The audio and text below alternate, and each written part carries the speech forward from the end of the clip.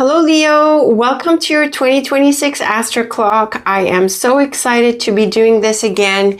If you are new here, welcome. I'm Leila, the Lenormand Reader, and I use the amazing Lenormand deck. So we are doing today the once a year annual forecast, which is the Astroclock. And this amazing forecast is going to be the basis and the foundation for the upcoming month-to-month monthly forecasts. So I'm really excited to be doing this again, Leo, and I hope you're going to stick with me with the upcoming forecasts. So as you're going to see, we use the whole deck for the Astroclock. It's a pretty big spread. So I'm ready to draw your cards, and once I draw them and I've got them on the table, I'll tell you a little bit about them in case you're new to this, and then we're going to get into the monthly forecast. So are you ready for your 2026, Leo? Let's go ahead and deal out your cards.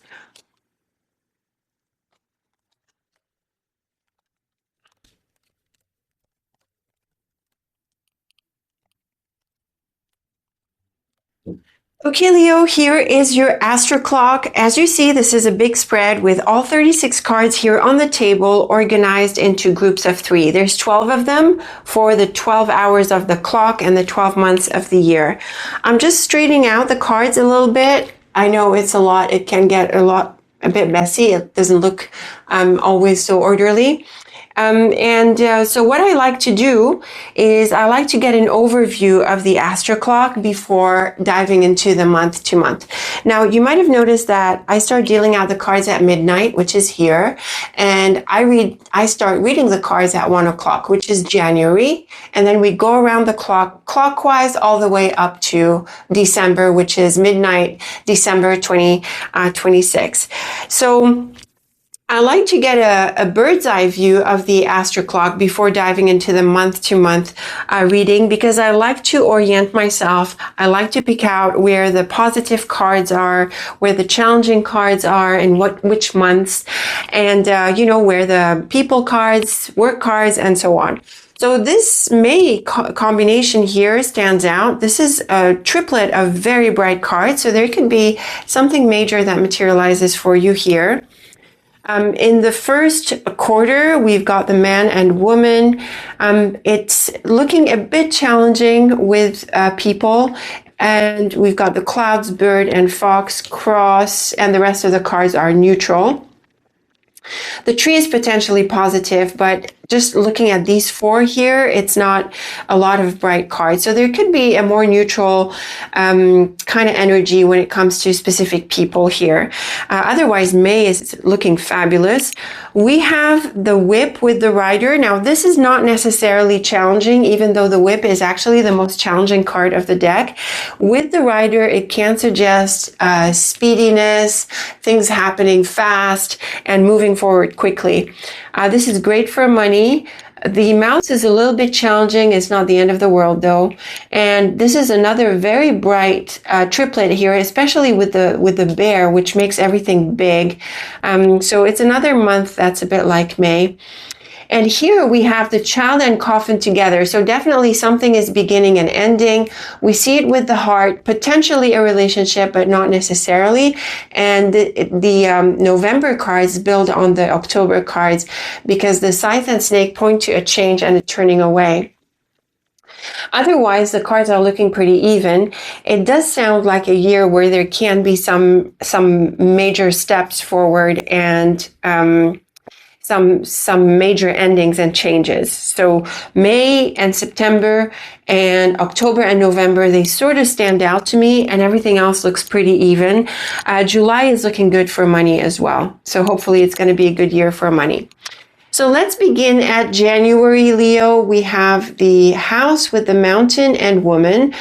This could be a location abroad or in a different place where you have this connection. It could be a family connection because the house is usually about home and family. So in January, you could be in touch or in visit with this person, and she could also be visiting you. Now, this is not strictly about family. It could be in another context. It could be possibly a colleague or a customer or a friend or really anyone else. When we get to the month, we're going to take these cards as the basis for our reading, and then we're going to draw additional cards on top and get more information about them. So definitely focus on a relationship here. Now in February, we have the Fox with the Anchor and Tower, and this is great for security in general. Security and also being conservative about your money, work, your approach in general. The Fox is sometimes a card of jobs, and the Tower is sometimes a card of business environments.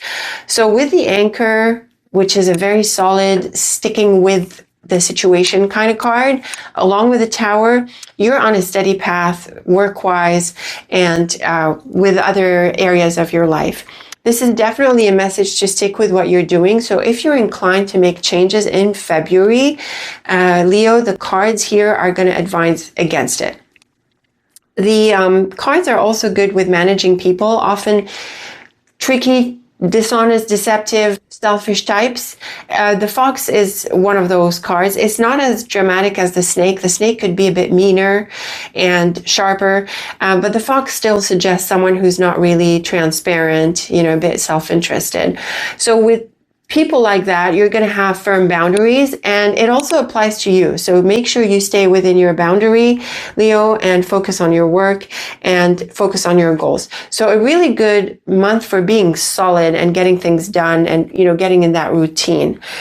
Now, March, we have the Bird and Clouds, which can cause a bit of tension. And they come with the Lily, which is a card of a few things. It could be about work, your life in general, and it is sometimes about health. So this month here of March, you could have a few things on your mind. You could be a bit stressed. You could feel a bit tense. You could maybe feel a little bit under the weather. And because the clouds is in the middle, it's very much a focus on clarifying your intentions and clarifying your thoughts. So it's a bit of a stressful month where some things come to your mind or some things come up and you have to deal with them. But I would say, Leo, because of the Lily with these cards, I suggest that you focus on the big picture of your life. So don't get bogged down by details or by the little things here and there. By all means, clarify them, but you also want to stay focused on the long term and the big picture. And also, Leo, the Bird is a card of conversations. So it might be a message for you to clarify your thoughts, have a conversation with the right people, and vocalize these doubts. You want to clarify things. So if that's part of it, then do it. Now in April, we have a peaceful triplet here with the Man. Man comes with the Tree and Cross. The Cross can make things a little bit heavy and burdensome, but with the Tree, it's more about biding your time, and also it could be a sign of an important relationship. The Tree is definitely a slower card, and it is sometimes a card of solitude. So this is clearly a message, Leo, to allow the relationship to unfold. You're going to know how significant it is and how it unfolds and how it moves. There's no need to be pushy. And also you might need to wait on someone to come around. Maybe this is out of your hands because the Cross often suggests that. And as with other relationship cards, like the Woman and the Dog, the Man here can be someone close to you, like in a personal relationship. It could be a colleague at work, someone else, someone in family. So who the Man is specifically is flexible. When we draw the monthly forecast, we'll see if we get more indications about him. Now moving on to May, and this is a very powerful month, very positive with the Star, Sun, and Key. All three cards are very bright, and not only are they bright, but they are some of the brightest cards of the deck. So clearly this is a month for wish fulfillment, achievement, possibly on a big scale, breakthroughs, unlocking opportunities. All sorts of good things could happen here. They're kind of generally positive, although the key is more specifically about unlocking something. So a lovely set of cards. They could be building on April, so maybe you're waiting on this person to come back with some answers, or perhaps they offer you something. It's possible, but it doesn't have to be. The months could be operating independently, or they can build on each other, and of course it depends as well. Now moving on to June, we have a news element very clearly coming through the letter and rider. Each of these cards are about news, and so this is emphasized. So the feedback is coming through, and the whip is challenging. The whip is the most challenging card of the deck. So it can be bad news, like up front. But what I'm also thinking is because the whip and rider suggest speediness and moving quickly, the letter and rider and this news element that comes through can create some kind of urgency, and you might need to respond to it quickly, and the whole month can feel like you're all over the place and you're in that state of emergency where you have to move quickly. And again, like with other cards in an Astroclock, we don't see specifically what the news is about. We see the urgency and possibly the challenge, but what it's about, whether it's work, money, home, business, relationships, something that is not personal, we don't see it from just 3 cards. So again, when we draw your portrait or whatever layout I'll be doing for the month, when we get to June, we'll see what more details we get about the letter. But definitely prepare to respond and to be quick to move forward.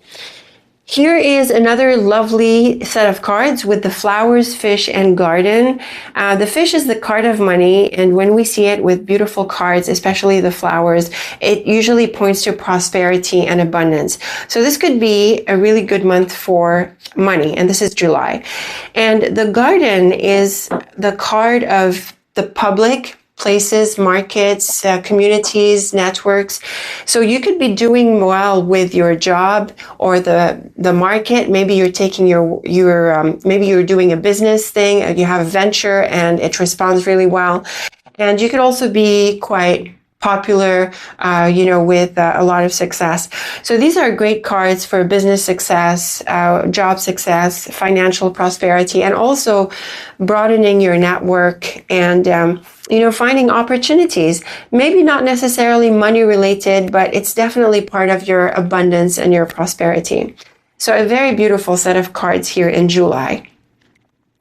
Now, moving on to August, we have the mouse with the ring and road. The ring is the card of relationships or commitments, but the mouse is a bit wobbly here, and we also have the road. So it feels like you're not really committed, and maybe you're getting bored with some relationships or some things that you're doing, Leo, and maybe you might look for a change. So you could fall out of a commitment or a relationship, or you might want to have it start tapering off. On the flip side, you might feel this way about the job or the involvement or the relationship, but you have to keep on going. So assess your situation and see, Leo, how you deal with something that's been boring you or draining you, or, like you feel like you want to move on. Now, September is a very bright combination, mainly thanks to the clover, which is one of the lucky cards of the deck. And we see it with the bear and moon. This is lovely for empowerment across the board. You could also get an offer, and it could be a significant one. It could also be that you are stepping up and you are more popular and you're more empowered. You could be recognized for who you are and what you do. You could reach a level of influence. And in terms of work, this is great for a promotion. You could also get the support of others. People come in to support you. So this is a really empowering month across any context. Now, moving on to October, we have a clear ending. We have the coffin, which is by itself an ending, the child, which is by itself a new beginning. So when we see these two cards together, they generally suggest a new beginning, like in a very clear way. Now, the thing about the heart is that it can represent a relationship. So maybe you're moving away from someone, you want to let go, or it could represent your emotions and how you feel about this. You could be experiencing a change of heart, and you just want to re-engage with yourself in a more authentic way and just a more engaged way. So potentially a major turning point here. Now, November, we have the scythe with the snake and ship, and this too is a turning away. The scythe is sharp here, and with the snake, it can point to a snake bite. So I would have suggested that someone is hurtful, and it is possible, but we also have the ship, and the ship is a card of movement. So it's clear that you're moving away, you're turning away, you're changing directions and letting go. And this clearly builds on the previous triplet. So between October and November, we're seeing a change, and it is potentially, Leo, a major change. And it can build into December, because the stork is a card of change as well. And here we're seeing it with the book and dog. The book with the stork, especially in this order, points to a revelation, something that opens up. And the dog is a friend normally, or it represents someone like a colleague, a sibling, usually someone at our level, like in our peer group. So some things could be kicking off here with a friend or a partner or someone. And it does seem to come in the back of this change here. So it's like you're moving on and heading in a different direction. You want to get busy with something else. So there are some very strong change cards towards the end of the year. Otherwise, Leo, the year looks exciting. There are a few powerful moments. Like I said, May, July, September, and then these big changes here at the end of the year. So it's looking like an exciting year. There are a few other, like smaller challenging elements, like possibly here and in March and in, August. So there are a few things that could be annoying you, but there are bigger things that are happening and that are part of your path and the stuff that builds up to the changes here at the end of the year. So it could be quite a year. I think, Leo, unlike a few others that I've read so far that are a bit on the quieter side, your Astroclock is looking exciting and potentially empowering, and that brings some big changes. So let me know what you make of this. I'm wondering if you're resonating already with some of these messages, if you're envisioning your year. Like I said, we are going to be taking each of these triplets separately as the basis for our monthly forecasts. So I take these and then I draw additional cards and we forecast your month with more detail. And so far, it's really been the portraits that have been the most successful and the most popular with you guys.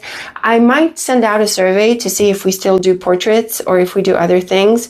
But I think I'm pretty set on portraits. Based on my experience with you guys in the previous years, portraits have been really successful.